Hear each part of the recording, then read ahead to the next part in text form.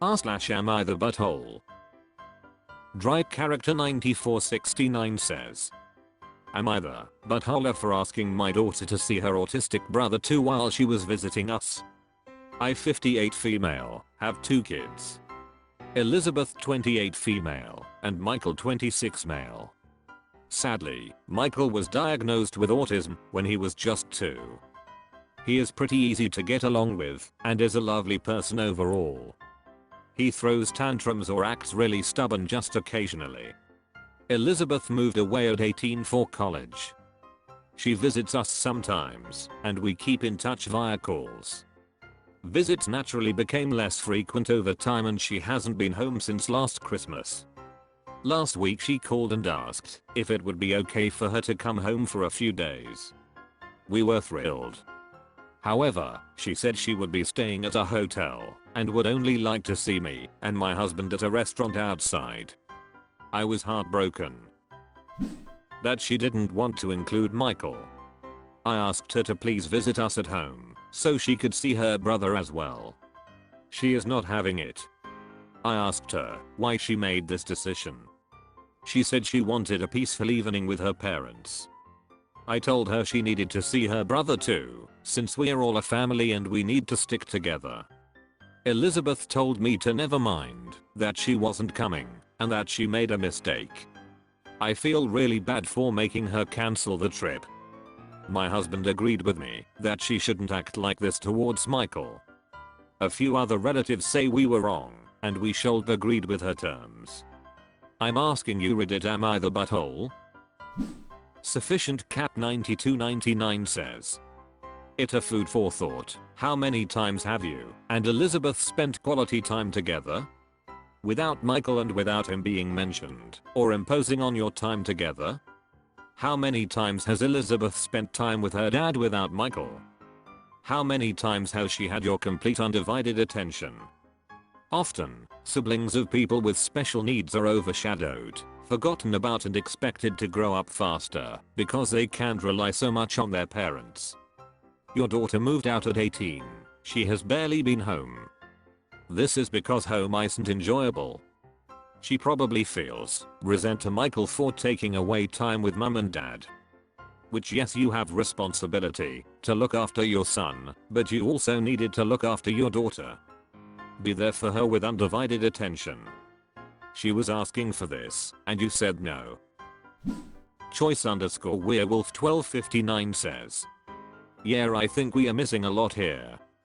Op sounds like one of those parents who makes everything about Michael and whose plan for when they can no longer take care of Michael is for daughter to take over.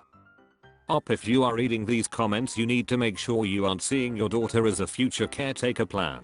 She needs to have worth outside of how she interacts with her brother, and you need to make sure she knows that her relationship with you and your husband isn't dependent on how and if she interacts with her brother.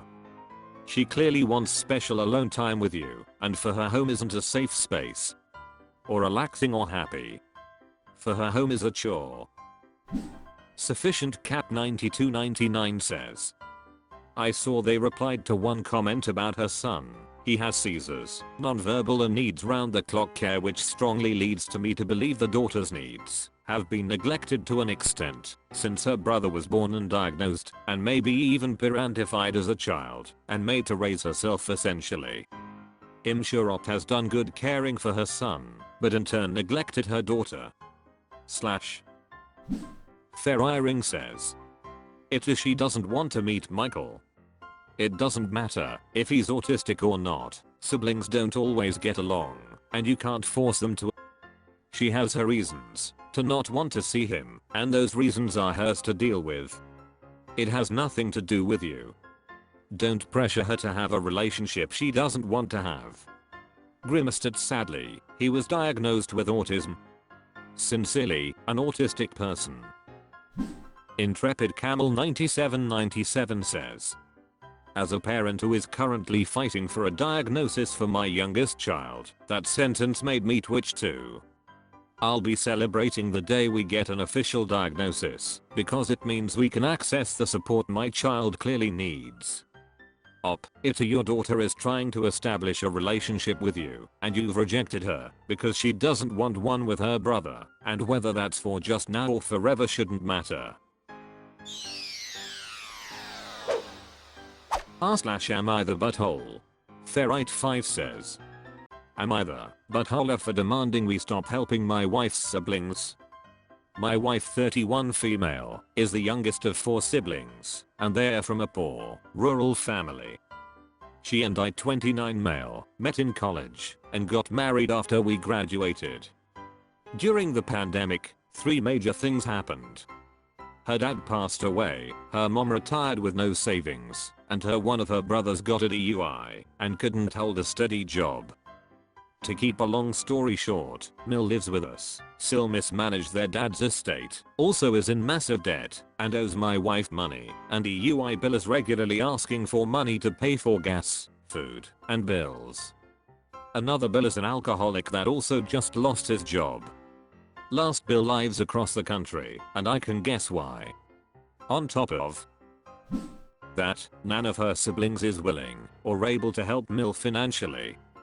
I did the math, and we basically paid for 2 of her siblings' inflation over the last 2 years. Probably over $8K. Finally, the entire family refuses to communicate directly and is super passive aggressive. They all use my wife as a middleman. I'm at my wit's end and it's been affecting our marriage. I finally blew up and ranted about her family and demanded we stop giving away our money to her siblings if they are just going to keep making bad decisions and act stupid. Wife is pissed that I've been insulting her family during the argument and over the last few months, and that my Mill has overheard. Diminishing patience says, NTA. Unless you try to do something about all of this, it will continue. Wife is pissed that I've been insulting her family. Has she been able to explain why you're wrong about them? Ferrite5 says, no, it's just the blanket, they're my family and I care about them. She agrees that they ask for too much, but refuses to call them out on it. I finally got her to at least consider saying no. We'll see how long that lasts. Professional_ruin 953 says, you don't have to save family or anybody from their own bad decisions. You don't have to let yourself be dragged down by their bad decisions either. Sounds like she cares about them not drowning by their own actions more than she cares about how much harder she's making it for you to swim. In Mim1NDP4 Ace says, NTA, I have a family issue similar to this, and I'm also the youngest. While I'm not married and nor is my mother retired, oftentimes in the past my family would ask me for money despite my own situation. I'm a full-time college student with a double major, and I work a part-time job, and it's still not enough. I helped. That was until recently. I stopped because I don't have the stability to help them or pay for the things they want when I live on my own in a dorm. Sometimes families don't see your own situation, but rather their own and how they can benefit from you. Has this kind of situation been attend since you've been together? Since you've known your wife, have they always leaned on her? Sonderbliss says, NTA, but it is important to recognize that your wife may have had to step into the eldest daughter role at a young age, given her family's background, and may have had grow up more quickly or step into the substitute parent role. While I don't think it was good to blow up on her as you say, it may be worthy to communicate with her why you see her helping out her siblings as a concern. Communicate with her that she is continuing to enable her siblings further with no consequences for their actions. They are adult, able-bodied individuals who can take care of themselves. If she doesn't address this now, it will only get worse. I've included my mom's experience below as reference. My mom is the eldest daughter of 7 children, and she has been taking care of her siblings since she was 13. It started with taking care of her siblings while my grandparents worked. My grandparents do not see any issues with this, even at her age now, and sometimes I have seen them take advantage of her because she enables them to. Now she's at an age where she is tired and feels like her family only sees her as a cash cow and that if she didn't help them out, they wouldn't willingly associate with her. Mind you, she is 50 now, and she is tired of helping everyone, but because she's been supporting them for so long, she can't seem to make herself stop. And what's worse is that her siblings and my grandparents still expect her to help and get angry if she doesn't. Am I the butthole? Formal Morning 324 says, am I the butthole for not wanting to take care of my autistic sister when my parents pass? Today I, 35, went over to my parents' house to drop something off, but instead got a bomb dropped on me. My mom informed me that I'm the sole beneficiary of their fund/estate because my 32 autistic sister doesn't understand the concept of money, which also includes inheriting my mom's power over my sister.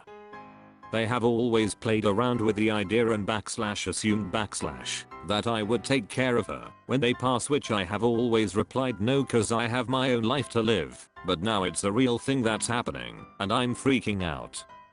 They tried guilting me into it, saying well, if you don't want to, we have to change all of our paperwork then. Instead they would give me half and a half. They said I can decide what to do with her if I would have her move in with me or get her own apartment. Which she cannot do. She doesn't even know / make her own mac and cheese and has to be routinely reminded to take showers. They did not set her up for independent living whatsoever. She also has an anger / temperamental issues that they never addressed / worked with, like for instance, if she hasn't taken a shower all week and remind her to do, so she can throw a tantrum about it cause she doesn't want to. She also puts way too much trust into people and doesn't understand there's bad people and would get taken advantage of, or worse. I mentioned / reiterated that I'm in a stable long-term relationship, and what if we were to get married, or if I were to move out of state or elsewhere, what happens then? Or what if I do decide to have a kid, how is this all going to work? They mentioned my aunt is willing to take her in, but realistically she's not gonna outlive me either. My mom said well it's just gonna have to fall on someone in the family. They do not have a will in place either. I'm kinda flustered / upset / anxious now about it all and not sure where to go from here. I don't know if I need to lawyer up or who I'm supposed to talk to cause this is just out of the blue and I'm so mad at them for throwing it all on my shoulders instead of being the actual parent and have something situated for her, which I did ask why is this all my decision, why do I have to choose all this? To which my mom said she's your sister, and I shot back well you're her parents, you should have prepared for this whole situation a long time ago. Am I the butthole? Disney_nerd_mom says, NTA. No one should assume a sibling should put their life and their plans on hold for a disabled sibling. They cannot pass on power of your sister to you without you approving and agreeing. They may put anything in their will they want, but it doesn't mean you have to accept. I don't know if it's possible to do, but if you know the law firm / lawyer that set up their wills and power, you could contact them and tell them that you are not agreeing to this arrangement. I think it would be worth the cost of a consultation with a family law attorney to find out what your options are to put your mind at ease. If Iksha says, NTA, she's your sister, not your child, you don't have the obligation to take care of her. Whether it's morally okay or not isn't the matter here, what matters is that you always let your parents know you wanted your own life. Now when you say you want your own life they act surprised. This may be controversial. Junethu Underdog says, NTA and your parents need to figure this out now. They also should see a lawyer about the finances, because if your sister inherits, that could be counted against any age she may be eligible for. Ancient Leg 8261 says, NTA, and the only time better than now to be talking about this is 10 years ago. If you do not want to provide serious long-term care for your sister you do not have to, and it is not wrong of you to decline. This type of care should really only be provided by people who do it gladly with an open heart, or it will lead to resentment, breakdown of the relationship, and substandard care. Your parents should have taken you seriously when you said no before and started coming up with alternate plans. I'm not going to come down too hard on them, because it's truly a difficult situation for them as well, to grapple with the future care of a child they must love very much, and it's hard to put trust in a care facility. But there are a lot of great facilities and/or in-home care services and carers out there. And just like in elder care with the stigma around retirement homes, a lot of people underestimate the benefits of actual professional care. That kind of routine and structure is often beneficial to people whose mental state leaves them unable to care for themselves for one reason or another.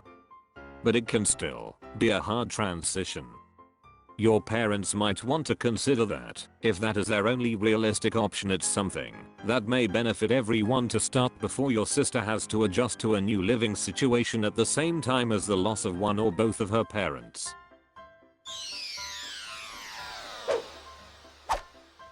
That's all for this video. Thank you for watching. Please subscribe.